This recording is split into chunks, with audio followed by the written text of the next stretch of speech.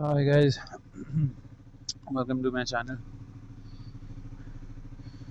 So today I thought I could record myself going to the office and show you guys what it's like to ride this bike to the office.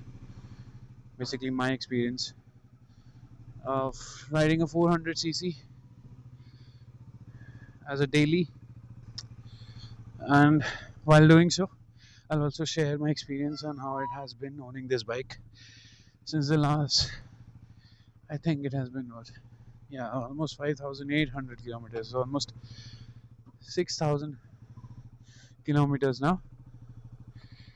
So I'll talk about that as well.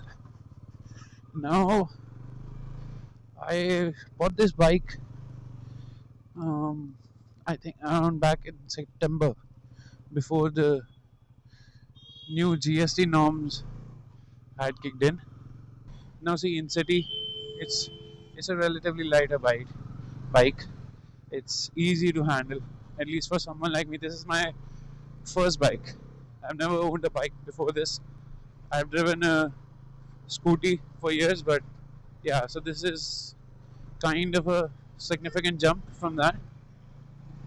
The height is not that tall either. I mean, I'm 5'7", but I have short legs, so that makes it slightly taller for me, but it's easily manageable. So the power output, as aggressive as it can be, you have different modes of riding at your disposal, which is a good thing. So yeah, the riding modes, they do make a difference. I mostly prefer to ride it in the road mode in the city or during my office commute because I think it's not as jerky or sensitive in traffic, which does make a difference. I mean, sports mode really makes this bike drive like another kind of beast. Yeah. So yeah, so you can control the power as well. I mean, it's a 400cc.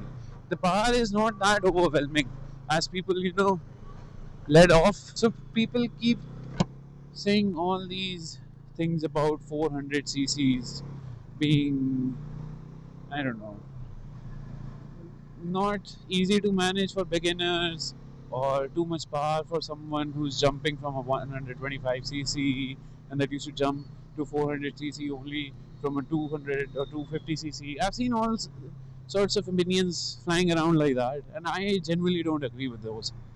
It all depends on you, what kind of person you are on the road. I mean, a person can be an absolute ass with a splendor and crash the splendor badly. मुझे क्यों तोड़ा? चलो उठाओ. And someone who has no riding experience can manage a 600 2-liter class bike easily if they're responsible enough. I mean, that's what I believe. You just need to be responsible enough. You just need to be aware and educated about the level of throttle input that you need to put in. That's it. And of course, there are so many other factors, but just the basic idea that a beginner cannot ride a 400cc. Well, I don't agree with that. I mean, I am driving a 400cc as a beginner. This is my first bike. I had ridden an R15 before or a Hero Glamour before, but just as practice. So yeah, this can be a good option as a beginner bike as well as your first bike if you're responsible, if you know how to control power. Now coming to the mileage part, well, that is subjective, of course, to your kind of the way you drive. I'm sure you've heard that everywhere. I'm sure you're aware of that.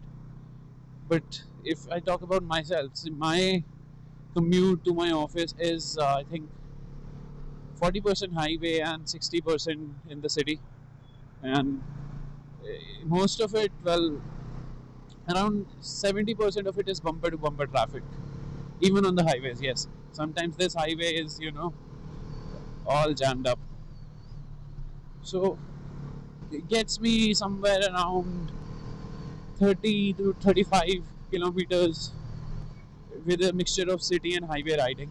In the city, I'm pretty sure it goes down to as low as 15-20 in real time. But on the highway, if I'm just purely riding on the highway, I think it can fetch me somewhere around 40 to 40 to 45 even. But that's very, very conservative driving. And that's the kind of driving, not someone who you don't really wants to enjoy the thrill of owning a 400cc can probably manage. I mean, you have a 400cc under your legs. Why not, use it like it's supposed to be? So yeah, if you're using it as it's supposed to be, I am positive you'll get somewhere around 25 to 30 kilometers of range, mileage. So yeah, that's about mileage part. I wanted a powerful bike for my commute to office and to have some fun on the weekends. And yeah, this really does the job well. It's more than enough power for Indian roads. Let's be honest. You don't need this much power on the Indian roads. Where are you going to use it? I think a lot of people would agree with that. That this is too much power for Indian roads. You don't need them. You don't need that kind of power here. And you're also faster than 90 to 95% of the vehicles on road, which also is a good thing. It's a cool thing. Of course, you don't have to always test that. I mean, I don't test that. I am a, relatively responsible, or I should say scared driver on the road. I'd rather be scared than be crashing with confidence. So yeah, that's another thing. Besides that, what else? So the positives of the bike are decent mileage. It's good. It's got good parts. Easy to handle. The brakes, the ones that they have upgraded, at least the front brakes with the sintered brake pads. Yeah, those are really good. They have good bite. The rear brakes, which are I think still organic pads, yeah, they suck. They genuinely suck. You're better off using just a combination of both. I mean, the rear brakes won't help you much. I'll be very honest. That's about the brakes part. The tires are good. The ones that have upgraded to, I think, H1s. The H1s are great and definitely an upgrade over the last ones. Those are the positives about this bike. The negatives, honestly, this might come off as biased to you, but like I said before, I made a well-informed choice, so I knew what I was signing up for. And even after owning it, there was no surprises to me that this sucks or oh this is bad. There's nothing very significant that I can point out as a negative in this bike. Honestly, all of the negatives, some people would say that is probably not the best looking. It's like every other Pulsar. There's no difference. I agree. I totally agree.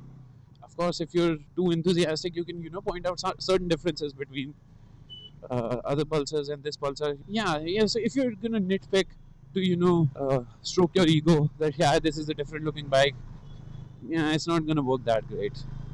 It doesn't look that different from other Pulsars. Let's be real. So yeah, looks can be one thing that people have a problem with, or that it's a Bajaj, it's an Indian brand, that you don't want an Indian brand, or that Bajaj ki service bekar hai, some stuff like that. So those are the reasons that people could not go for this. I didn't feel like those were good enough reasons for me, honestly. This is a very aggressive bike. It's a very aggressive looking bike, but the park is linear, so you can easily control it. It's not like it's gonna throw you off unless you're an idiot with no weight. I weigh 100 kg, so it's definitely not gonna throw me off the bike. Yeah, negatives. If I really, really need to nitpick, sometimes it could also be my lack of driving skills, but I've seen it on the internet. People raising this issue, which is it just suddenly turns off in the middle of the ride. It just suddenly stalls, or even when you're driving normally, even when you're not losing too much speed or control, it just shuts off sometimes. And sometimes it just randomly goes into neutral. It really loves to go into the neutral as compared to other bikes. Genuinely, I can't think of any issues here. And even if you go on YouTube, watch plenty of reviews of the newer model, which is this one, I don't think you're gonna find too many negatives being pointed out about this bike, for sure. There's not gonna be too many deal breakers that you'll find in any of those videos. The conclusion basically is, if you're someone like me who does a 9 to 5 or a 9 to 7 or 8 even, and you do daily commute, you want a comfortable bike. You want a bike that you can handle, but which can also, bring a smile to your face whenever you want, makes your ride happier to the office. Then yeah, you should definitely go for this bike. I would recommend 100%. You're not gonna face any significant issues with it. Bajaj service is also, the reach, the cost of the parts, and everything else considered. Yeah, all things considered, this is a very good option. This is a very good deal considering the price point it comes at. It's around 2.3 to 2.5, I believe, now with the revised GST norms. I'm not sure. Not too sure. I haven't checked the revised price. But look at the package you're getting in just 2.3 or 2.5 lakhs. Like under 2.5 lakhs, look at what you're getting. You're getting a 400cc engine with a lot of power, almost on par with the KTM Duke 390. And this keeps up with that bike fairly well. It fares well against that bike, and that costs around like 1.5 lakhs more than this bike. Of course, it has more goodies. It has slightly more power. I would not say tons of more power or a big difference, but yeah. So considering the price point this bike comes at, you're getting a lot for what you're paying. You're getting good Apollo Alpha H1 tires. You're getting sintered brake pads. You're getting a 400cc engine, which is very aggressive. Yes, 43 PS of power, I believe. 35 newton meters of torque. And yeah, the power is good, the handling is good, the tires are good, brakes are good, service is decent, reach is different. Bajaj is an Indian brand, parts are easily available. The bike doesn't feel as cheap, by the way. I mean, for the price you're paying, it doesn't feel like, yeah, you're just owning another 160 or NS200 or N250. It certainly, you will feel the difference. Oh, I also forgot to mention, you're also getting like a so-called quick shifter with this bike. I mean, it's called a Sports Shifter by Bajaj. So yeah, that's another thing. For now, that is pretty much it.